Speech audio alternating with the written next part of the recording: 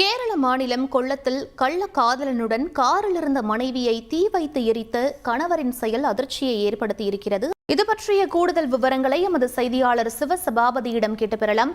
வணக்கம் சிவசபாபதி, இந்த விவகாரத்தின் பின்னணி என்ன? முழு விவரங்களை பதிவு பண்ணுங்க.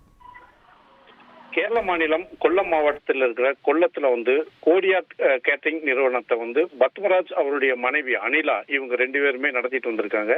இதுல பாத்தீங்கன்னா அனிலா பத்மராஜுக்கு இரண்டாவது மனைவி ஆகுவார்.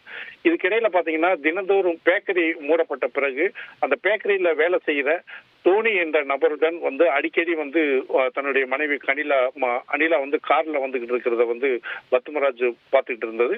நேற்று இரவு பாத்தீங்கன்னா இதே மாதிரி அனிலாவும் பேக்கரியில வேலை செய்யற சோனியும் கார்ல வந்துகிட்டு இருக்கும் போது செம்முக், அதாவது கொல்லத்துல இருக்கிற செம்முக் சந்திப்பு என்ற இடத்துல ஒரு வேனை முன்னாடி காருக்கு முன்னாடி நிறுத்தி அவங்க கிட்ட வாக்குவாதம் ஏற்பட்டிருக்கு. வாக்குவாதத்தை தொடர்ந்து பாத்தீங்கன்னா வேன்ல இருந்த பெட்ரோலை கார் மேல ஃபுல்லா எல்லாமே ஊற்றி தீ வச்சிருக்காரு. இதுல பாத்தீங்கன்னா அனிலா படு தீ காயத்துடன் சம்பவ இடத்திலே உயிரிழந்திருக்காரு. இது மட்டும் இல்லாம கார்ல இருந்த சோனி அவர் என்ன செஞ்சிருக்காருன்னா, இந்த தீ பிடிச்ச உடனேயேவும் கதவை திறந்து தப்பிக்கிறப்போ அவருக்கும் தீக்காயம் ஏற்பட்டு அவரும் மருத்துவமனையில அதுக்கு அனுமதிக்கப்பட்டிருக்காரு.